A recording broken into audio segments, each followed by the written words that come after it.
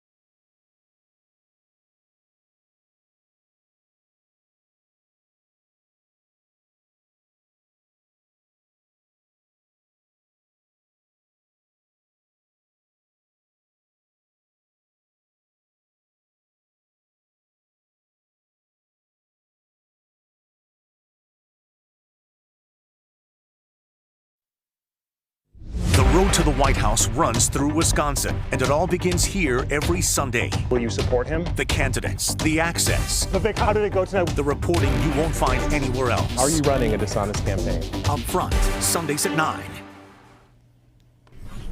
Breaking news, the polls just closed in Indiana and Kentucky on this election day. Millions of voters in several states are casting their ballots. There is no election in Wisconsin today. The presidential election, though, is 1 year away. And today, voters in other states are deciding everything from their next governor to abortion access. As Caitlin Norwood reports, the results could give clues about what we'll see in 2024. Millions of voters across the country casting their ballot in an off-year election that may be a bellwether for the 2024 presidential race. The parties are pouring a lot of money into this election, and they're really testing a lot of their messaging out that they'll probably use next year. The governor's race in Kentucky, a major test for Democrats. Moderate Democratic Governor Andy Beshear is fighting to keep his seat in the deep red state against a Trump-backed GOP candidate, Daniel Cameron. It could be that this is the best way to protest Joe Biden, is to make sure you don't vote for a Democrat in Kentucky.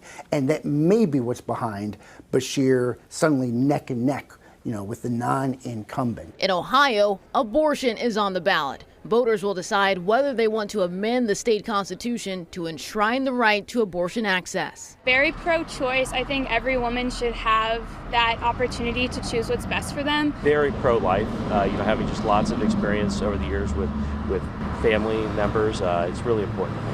And in Virginia, every state legislative seat is up for grabs. Republican Governor Glenn Youngkin needs a GOP victory Tuesday to implement a ban on abortion after 15 weeks with some exceptions, as some speculate a future presidential run. If he's not able to get things done in the last 2 years of his administration, it's going to be difficult to run on his record. Also closely watch the gubernatorial race in Mississippi, where Republican Governor Tate Reeves is facing off against Elvis Presley's cousin, how Presley at one point out fundraising Reeves in the traditionally red state.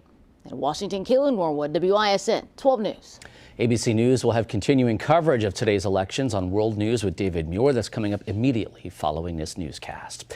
Right now, Joyce is here with a look at some of the stories coming up new tonight on 12 News at 6. Joyce? We'll continue that election theme, Patrick. Tonight, mounting pressure to impeach Wisconsin's top election official. Former President Donald Trump, state representatives, and new TV ads all asking for the same thing, Megan Wolfe's removal.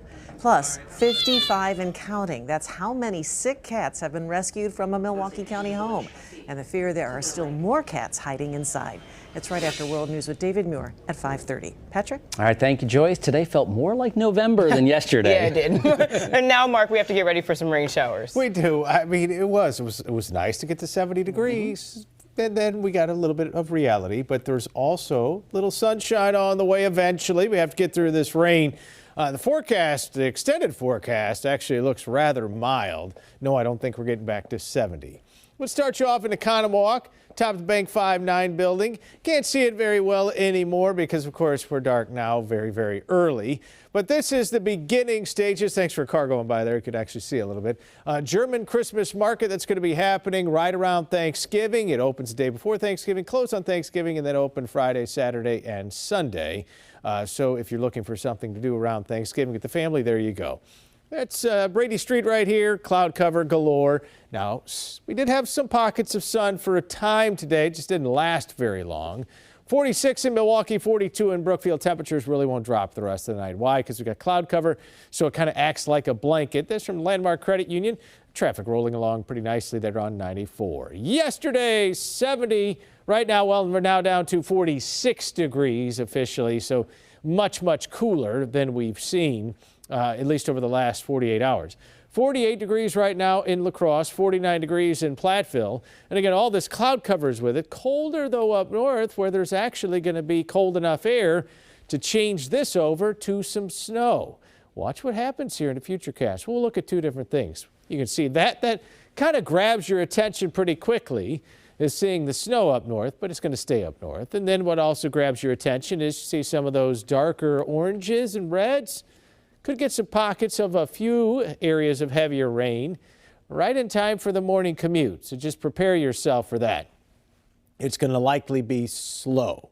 Not because of snow, just because of rain on the roads. That will continue off and on during the day. Best chance of steadier rain will be in the morning, again, right around the morning commute. That's why it's an impact day.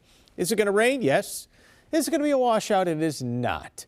Don't have to cancel your plans, just plan accordingly. And make sure if you don't have it already, get our app because it's absolutely free, and then you can check out radar anytime on it. Will you need an umbrella tomorrow? Most definitely. The answer is yes. Off and on showers on Wednesday, impact day. Windy but quieter on Thursday, and the sun returns. Friday, not bad. More sunshine. The weekend is looking okay. 50 on Saturday, 54 degrees on Sunday, and then we warm it up into next week.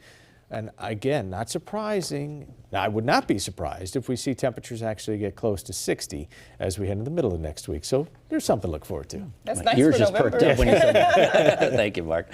The queen of country music goes rock and roll. How would you complete this sentence? Dolly is... Next, an ABC News exclusive. Dolly Parton tells Robin Roberts the reason she's decided to release a rock and roll album at the age of 77.